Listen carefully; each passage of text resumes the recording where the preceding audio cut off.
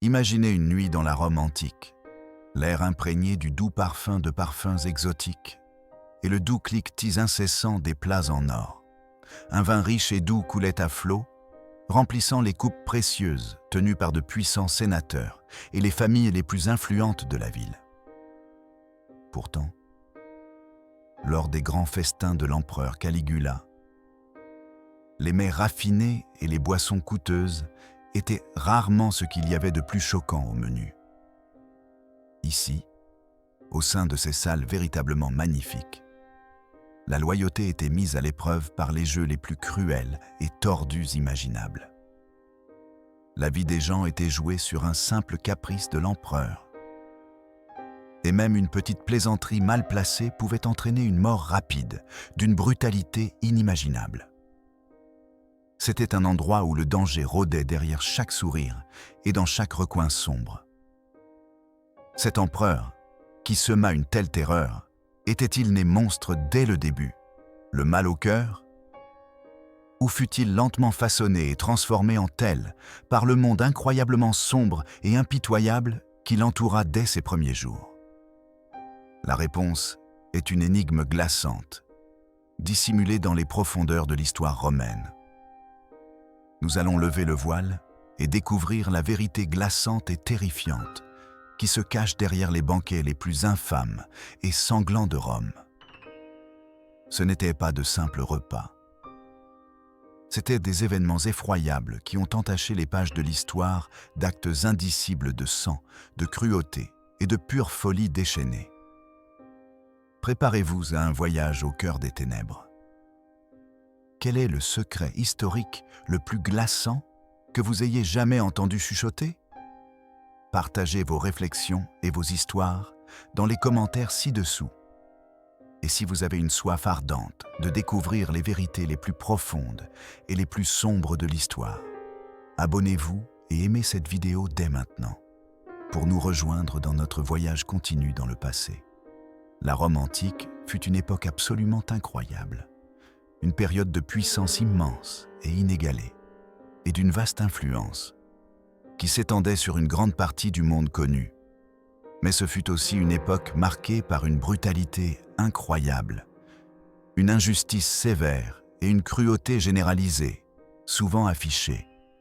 Les empereurs régnaient avec un pouvoir absolu, incontestable, chacun de leurs mots devenant instantanément une loi qui pouvait facilement changer des vies ou tout aussi facilement y mettre fin pour toujours. C'était un monde vaste et complexe, entièrement bâti sur la force, l'ambition et surtout sur une peur écrasante. Dans une telle société, la volonté d'un souverain était loi et la dissidence était souvent accueillie par une punition rapide et impitoyable. Cette dure réalité créait une scène dangereuse pour quiconque osait tenir les rênes du pouvoir. Parmi ces dirigeants incroyablement puissants et souvent craints, un nom résonne encore à travers les siècles, provoquant des frissons d'effroi et de dégoût. Caligula. Même aujourd'hui, des milliers d'années plus tard, son nom est prononcé et chuchoté avec un puissant mélange de peur, d'horreur et de profond dégoût. Un symbole durable de tyrannie extrême et de folie pure. Son histoire sert d'avertissement brutal et inoubliable du passé lointain sur les dangers d'un pouvoir sans limite. Né sous le grand nom de Gaius Julius Caesar Germanicus, il était le fils d'un homme vraiment aimé de toute Rome, le général héroïque Germanicus. Son père était une légende militaire, respecté par ses soldats et adoré par le peuple romain. Le jeune Gaius rejoignait souvent son père lors des campagnes militaires, même étant un très jeune enfant. C'est au cours de ces campagnes que les soldats, voyant le petit garçon vêtu d'un uniforme miniature et de petites bottes de soldat, lui donnèrent le surnom affectueux de Caligula. Ce nom attendrissant signifiait « petite botte », un terme d'affection ludique. Cependant, en devenant homme, ce fut un nom qu'il en vint à profondément mépriser, le considérant comme puéril et indigne d'un empereur. Sa jeunesse qui aurait dû être rempli de promesses glorieuses et de bonheur en tant que fils d'un héros, fut au contraire brutalement volé par une série de tragédies inimaginables. Son père bien-aimé et héroïque, Germanicus, mourut subitement et mystérieusement lors d'une campagne en Orient. Beaucoup, y compris le jeune Gaius, pensaient qu'il avait été empoisonné. Les soupçons se sont portés directement sur l'empereur Tibère, sombre, comploteur et profondément paranoïaque, qui voyait Germanicus comme un rival potentiel à son propre pouvoir. Cette perte soudaine et douloureuse laissa une blessure profonde et saignante dans le cœur du jeune Caligula. Une blessure qui ne guérirait jamais vraiment et façonnerait son avenir. À mesure qu'il grandissait, Caligula fut contraint de regarder avec une horreur pure les autres membres de sa famille disparaître, un par un, comme des feuilles tombant d'un arbre en automne. Sa mère et ses frères furent soit exilés vers des terres lointaines et solitaires, soit simplement exécutés, victimes de la quête impitoyable et incessante de l'empereur Tibère pour le pouvoir absolu. C'était un jeune garçon impuissant, incapable d'arrêter quoi que ce soit. Il fut témoin de la destruction de sa famille de loin, un observateur silencieux d'une purge terrifiante. Chaque perte érodait son innocence et érigeait un mur croissant de peur et de méfiance autour de son jeune cœur. Il apprit tôt que le monde était un endroit dangereux, même pour ceux qui portaient des noms puissants. Il passa ses difficiles années d'adolescence sur l'île isolée de Capri, le refuge de l'empereur Tibère, un lieu publiquement réputé pour sa beauté saisissante et ses plaisirs supposés. Pourtant, sous sa surface charmante, Capri était rempli d'horreurs cachées, de débauches secrètes et d'actes de torture silencieux et terribles. Caligula fut contraint de témoigner de faits véritablement horribles et d'actes de cruauté, gardés secrets du public. Jour après jour, il vit des êtres humains traités comme de simples jouets. Leurs souffrances ignorées ou même savourées par l'empereur vieillissant et son cercle corrompu le plus proche. Cette exposition constante à la violence extrême et à la décadence morale lui apprit une terrible leçon de survie. Cacher complètement toutes ses véritables émotions. Ne montrer absolument rien sur son visage, peu importe ce qu'il voyait ou ressentait. Il apprit à porter un masque d'indifférence, à réprimer tout signe de faiblesse ou de détresse. Cette vie sombre, attentive et intensément craintive le façonna de manière profonde et dévastatrice, tordant son jeune esprit. Il est fort probable que ce garçon calme et observateur, autrefois surnommé affectueusement « Petite Botte », fut lentement mais sûrement transformé en quelque chose de vraiment méchant et dangereux par le mal pur qu'il fut contraint de voir et d'endurer chaque jour. Les graines mêmes de sa folie ultérieure et infâme pourraient bien avoir été soigneusement plantées et arrosées pendant ces années de jeunesse profondément effrayantes et traumatisantes. La menace constante, les atrocités dont il fut témoin et la suppression de ses propres sentiments créèrent un terrain fertile pour l'émergence d'une personnalité véritablement monstrueuse. Le doux garçon innocent était lentement rongé par l'obscurité qui l'entourait. Lorsque le vieil empereur Tibère, universellement détesté, mourut enfin, un événement qui fut accueilli par un soulagement public généralisé, Caligula accéda rapidement et de manière inattendue au trône. Rome, lasse du règne sévère de Tibère, poussa collectivement un profond soupir de soulagement et d'espoir. La ville était désespérée de changement, d'un nouveau départ.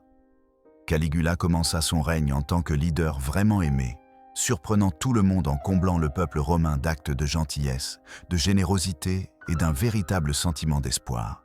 Il promit un avenir meilleur, une ère plus lumineuse pour l'Empire. Tout le monde, du plus haut sénateur au citoyen le plus pauvre, crut qu'un nouvel âge d'or glorieux était enfin arrivé pour Rome. Il offrit des cadeaux incroyablement généreux au peuple, annulant de nombreuses taxes injustes et lourdes que Tibère avait imposées. Il fit aussi revenir courageusement de nombreuses figures importantes qui avaient été cruellement exilées par l'empereur précédent, réunissant des familles et guérissant d'anciennes blessures. Rome éclata en acclamations et en célébrations pour son nouvel empereur, apparemment bienveillant. La ville célébra son arrivée avec de grandes fêtes, des jeux, publics joyeux et des expressions sincères de joie pure et débridée. Pendant une brève période lumineuse, il fut véritablement perçu comme un sauveur, une lumière après des années d'obscurité. Sa popularité était immense, son avenir semblait illimité. Et le peuple romain plaça tous ses espoirs en son jeune et prometteur leader. Mais après seulement 7 courts mois, un événement véritablement terrible et inattendu frappa.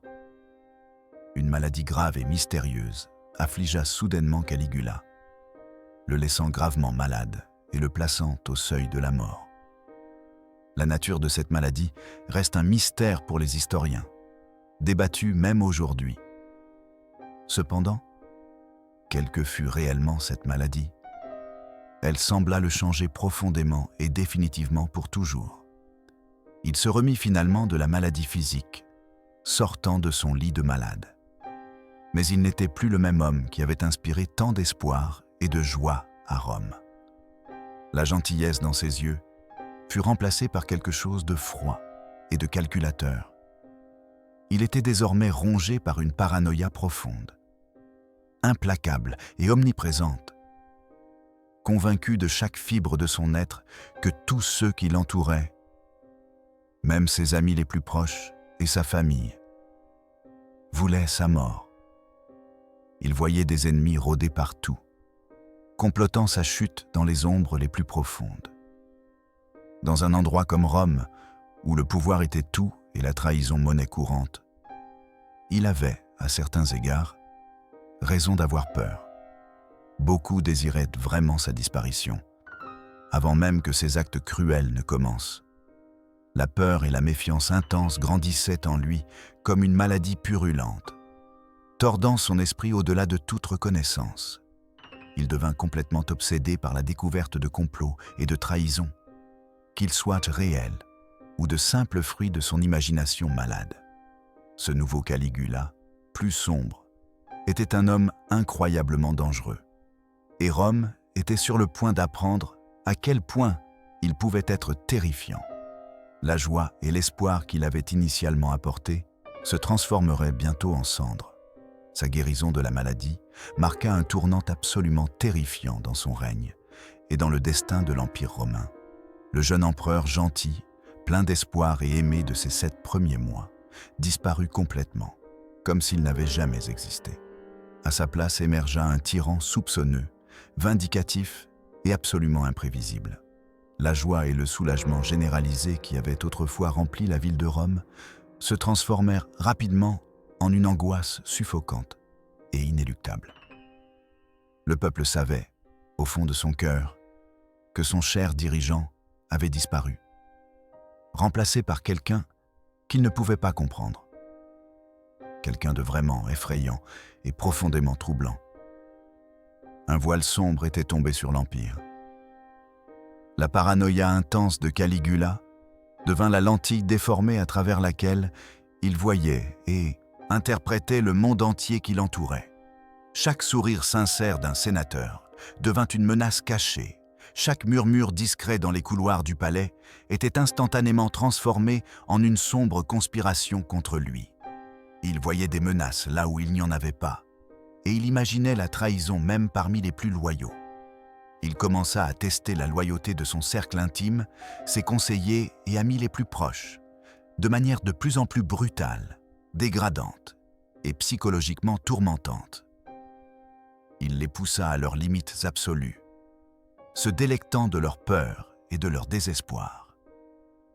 Personne n'était vraiment à l'abri de ses soupçons, surtout ceux qui lui étaient les plus proches et qui avaient autrefois sa confiance. Cette transformation horrifiante n'était pas seulement un changement interne au sein de son esprit, Elle commença rapidement à se manifester dans ses actions publiques et ses décrets officiels. Ses premiers actes de gentillesse et de générosité furent vite oubliés, remplacés par des lois et des commandements qui devenaient plus durs, plus imprévisibles et de plus en plus cruels chaque jour. Le public, autrefois adorateur et plein d'espoir, le regardait désormais avec un mélange croissant de peur, de confusion et de désespoir. La maladie elle-même aurait pu être physique. Peut-être une forme d'encéphalite ou une autre condition neurologique qui aurait directement affecté son cerveau et sa personnalité. Ou bien, elle aurait pu simplement être un puissant déclencheur d'une grave dépression nerveuse, libérant finalement une obscurité profonde et latente qui bouillonnait en lui depuis son enfance profondément traumatisante et brutale. Quelle qu'en ait été la véritable cause, l'effet sur Rome fut absolument dévastateur. La cité autrefois glorieuse était désormais fermement aux mains d'un homme volatile, mentalement instable et extrêmement dangereux, dont le moindre caprice pouvait décider de la vie ou de la mort. Les fondations même de la stabilité romaine commencèrent à s'effriter sous son règne erratique et cruel. L'Empire retenait son souffle dans l'attente du prochain scandale. Son règne bascula rapidement dans un cauchemar inimaginable de cruauté débridée, d'excès choquants et de débauches grotesques. Les festins somptueux, autrefois symboles grandioses de l'hospitalité, de la tradition et du pouvoir romain, devinrent désormais des scènes terrifiantes pour la marque personnelle de terreur de Caligula et ses divertissements sadiques et pervers. De la viande de porc dorée et des mets exotiques étaient peut-être servis, mais ils étaient souvent complètement éclipsés par des jeux brutaux, des humiliations publiques et des actes de violence choquants perpétrés directement à table. Imaginez un instant être assis à une magnifique table somptueuse, entouré d'un luxe inimaginable, de joyaux précieux et des mets les plus exquis, tandis que l'empereur lui-même riait ouvertement et se vantait d'égorger ses propres convives. Il faisait des blagues macabres sur leur destin imminent, parfois même en les fixant droit dans les yeux. Telle était la terrifiante réalité de la cour de Caligula. Lors de ses banquets, il étalait son pouvoir absolu et débridé, ainsi que son mépris total et absolu pour la valeur de toute vie humaine. L'air était épais d'une tension suffocante. Chaque mot prononcé était choisi avec soin, chaque regard retenu pour éviter d'attirer sa dangereuse attention. Les gens retenaient littéralement leur souffle, craignant le moindre faux pas. Ces banquets opulents étaient bien plus que de simples repas. Ils étaient des représentations terrifiantes et minutieusement orchestrées de pouvoir et de cruauté. Les nobles romains, les hommes les plus puissants et les plus riches de l'Empire, en vinrent à redouter de recevoir des invitations à dîner de l'empereur. Ils savaient que leur vie, la sécurité de leur famille et leur précieux honneur pouvaient être totalement détruits avant même que le dessert ne soit servi. Leurs épouses ou leurs filles pouvaient être soumises à une honte impensable et à des humiliations publiques, juste sous leurs yeux, sans que personne, pas une seule âme, n'ose protester ou intervenir. La peur était trop grande, le pouvoir de l'empereur trop absolu. Caligula trouvait un plaisir véritablement tordu et pervers dans ces actes d'humiliation publique, de tourments psychologiques et de violences choquantes. Il arrivait qu'il marque des hommes au fer rouge pour les erreurs les plus insignifiantes ou les insultes perçues, les marquant à jamais comme s'ils étaient ses esclaves personnels. D'autres étaient cruellement jetés à des bêtes sauvages, affamées dans l'arène rugissante, leurs cris résonnant à travers la ville. Tout cela pour de petites offenses, souvent imaginaires, contre l'immense ego de l'empereur. Ce n'était pas de simples punitions, c'étaient des spectacles de terreur. Qu'ils me haïssent, pourvu qu'ils me craignent, déclarait-il souvent avec un sourire glaçant, une devise véritablement terrifiante qui résumait parfaitement l'essence de son règne brutal et imprévisible. La peur n'était pas seulement un effet secondaire de son pouvoir. C'était son arme de prédilection, la plus puissante, et il la maniait avec une habileté terrifiante, créant un climat suffocant de terreur absolue au cœur même du grand empire romain. Il cultivait la peur comme un jardinier cultive ses plantes, la nourrissant et veillant à ce qu'elle se propage partout. Cette terreur calculée garantissait que même ses sujets les plus puissants restaient totalement soumis, trop terrifiés pour même envisager une rébellion ouverte. Le silence de la peur était son compagnon constant. Un seul banquet d'une nuit sous Caligula pouvait facilement coûter des millions de sesterces. Une somme d'argent inimaginable pour l'époque, équivalent à des milliards de nos jours. Ce n'était pas de simples repas coûteux. C'était de vastes démonstrations théâtrales de richesse et de pouvoir qui vidaient le trésor de Rome. Pour payer un luxe aussi fou et excessif, ainsi que ses caprices sans fin et bizarres. Il imposa de nouvelles taxes incroyablement cruelles et souvent illogiques à son peuple déjà en difficulté.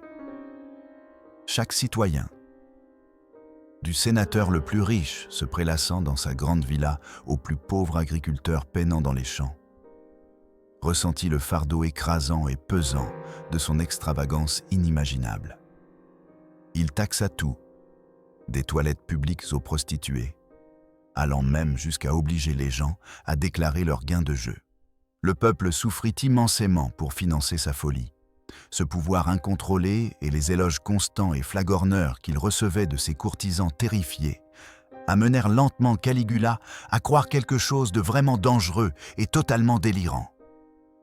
Il commença à se considérer non pas comme un simple empereur, un souverain humain, mais comme un dieu vivant, marchant parmi les mortels. Cette croyance gonfla son ego à un degré insensé, le poussant encore plus loin de la réalité. Il exigeait non seulement d'être vénéré par tous à Rome, mais aussi par les adeptes d'autres religions à travers l'Empire, y compris ceux qui trouvaient un tel ordre blasphématoire et totalement inacceptable. Il s'attendait à ce que des temples soient construits en son honneur et des sacrifices lui soient offerts, comme s'il était Jupiter lui-même. Il croyait sincèrement mériter cette révérence divine. Il ordonna que de grandes statues imposantes de lui-même soient placées dans les temples de tout l'Empire, même dans les temples juifs les plus sacrés et vénérés de Jérusalem. Cet acte audacieux et profondément offensant irrita profondément les gens de toute confession, en particulier les Juifs pieux, créant une agitation généralisée, de vives protestations et un ressentiment profond et latent contre son règne de plus en plus tyrannique. Son ego, semble-t-il, ne connaissait vraiment aucune limite. Auriez-vous pu survivre à la cour de Caligula en naviguant dans ses jeux dangereux et ses humeurs imprévisibles et mortelles? Auriez-vous pu cacher vos véritables pensées, garder un visage impassible et éviter sa cruelle colère?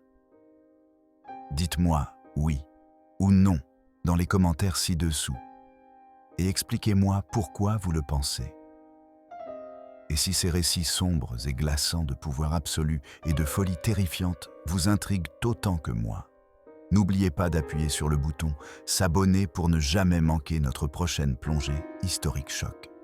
La folie de Caligula ne fit que croître et s'aggraver, alimentée sans relâche par son pouvoir absolu, incontestable et son ego véritablement démesuré. C'était un cycle dangereux. Plus il gagnait en pouvoir, plus il devenait erratique et cruel, et plus il s'isolait. Sa paranoïa, qui avait débuté comme une peur terrifiante des complots contre sa vie, devint lentement mais sûrement une prophétie auto-réalisatrice. Sa cruauté croissante, ses exigences bizarres et ses actes de violence aléatoires poussèrent de son entourage, même ses plus fidèles partisans, à leurs limites absolues. Cette pression constante et cette peur rendirent un complot contre lui presque inévitable. Un acte désespéré d'autopréservation. La peur même qu'il avait si habilement instillée chez ses sujets finit par engendrer la rébellion qu'il redoutait si désespérément. Le Sénat, autrefois un corps puissant et respecté, qui était devenu entièrement soumis à la volonté de l'empereur, commença à murmurer des projets de rébellion sur des tons discrets et secrets. La garde prétorienne, ses gardes du corps personnel et la force militaire d'élite censée le protéger avant tout, devint de plus en plus agité, dégoûté et alarmé par son comportement absolument insensé. Il voyait le chaos qu'il créait et l'immense danger qu'il représentait non seulement pour lui-même, mais pour Rome elle-même. Ses exigences devinrent encore plus scandaleuses et impensables, ses actes de cruauté plus fréquents et publics. Il força des sénateurs de haut rang, des hommes âgés et respectés, à courir sur des kilomètres devant son char, vêtus de costumes absurdes et humiliants, souvent dans la boue ou la poussière. Il humilia ouvertement de puissantes familles romaines, détruisit publiquement des réputations qui avaient mis des générations à se construire, et prenait simplement tout ce qu'il voulait, quand il le voulait, sans égard pour personne d'autre. Personne ne se sentait vraiment en sécurité. Pas même ses conseillers les plus proches, ses serviteurs personnels, ni même les membres restants de sa propre famille. L'atmosphère à Rome devint lourde, d'une peur insupportable, d'un sentiment palpable de catastrophe imminente. C'était comme un compte à rebours silencieux et terrifiant vers une fin inévitable. La question dans l'esprit de tous n'était pas si Caligula allait tomber, mais quand et avec quelle brutalité son règne arriverait finalement à sa conclusion sanglante. Le point de rupture pour l'Empire romain épuisé arriva finalement moins de 4 ans après le début de son règne. Une période très courte et incroyablement tumultueuse pour n'importe quel empereur. Un groupe de gardes prétoriens profondément mécontents.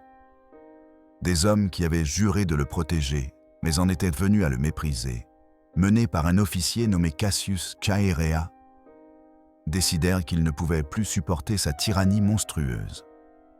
La conspiration fut soigneusement planifiée dans le plus grand secret, chaque détail méticuleusement arrangé. Le jour fatidique du 24 janvier 41 après J.C., Caligula quittait les Jeux palatins, un spectacle public qu'il appréciait souvent. Il choisit de passer par un passage isolé et secret, profondément enfoui dans les murs du palais, en route pour se baigner et manger. Ce choix d'un itinéraire discret et privé s'avéra être son erreur fatale, scellant son destin. Les soldats, en embuscade, surgirent des ombres. Ils l'attaquèrent en embuscade dans ce corridor étroit et faiblement éclairé, un endroit où il s'attendait à l'intimité, non à la mort. Ils l'attaquèrent sans pitié, le poignardant plus de 30 fois, marquant une fin brutale et sanglante à son court règne tyrannique. Les cris et les bruits de la lutte résonnèrent jamais dans le palais, signalant la fin dramatique d'une ère haïe. Son épouse, Caesonia, et leur fille en bas âge, Julia Drusilla, furent également impitoyablement traquées et assassinées peu après la chute de l'empereur. Les conspirateurs, dans leur logique désespérée et de sang-froid, voulaient s'assurer que personne de la lignée directe de Caligula ne pourrait jamais revendiquer le trône à l'avenir ou chercher à venger sa mort. Ils voulaient éteindre complètement sa lignée et, avec elle, la folie, espérant ainsi purifier Rome de sa sombre tâche. Rome réagit à la nouvelle avec un mélange puissant de soulagement écrasant et de terreur véritable. La ville avait été libérée d'un tyran, mais l'avenir était désormais incertain et dangereux. Le Sénat, saisissant une brève occasion, tenta désespérément de restaurer l'ancienne République romaine, espérant abolir à jamais le rôle d'empereur et rendre le pouvoir au peuple. mais la puissante garde prétorienne. Ces mêmes soldats qui venaient d'exécuter l'assassinat avaient d'autres plans. Ils avaient goûté au pouvoir et ne voulaient pas y renoncer. Ils découvrirent et proclamèrent rapidement Claude, l'oncle de Caligula. Souvent ignoré et malade, comme le prochain empereur, assurant la continuité du système impérial avec tous ses dangers. Le bref rêve d'une république s'évanouit rapidement. Le désir d'effacer complètement Caligula de l'histoire fut immédiat, généralisé et incroyablement fort. Rome tenta désespérément d'oublier le cauchemar de son règne, de prétendre qu'il n'avait jamais existé. Ces nombreuses statues, qu'il avait exigé de faire ériger en son honneur, furent abattues, violemment brisées et détruites. Leurs visages souvent défigurés pour empêcher toute mémoire de son image. Son nom fut méticuleusement effacé des bâtiments publics, des registres officiels et de tout monument qui le portait. Une tentative déterminée de l'effacer à jamais de la mémoire publique. Ils tentèrent de nier son existence, de prétendre que le cauchemar de son règne cruel et imprévisible n'avait jamais eu lieu, que tout cela n'était qu'un mauvais rêve.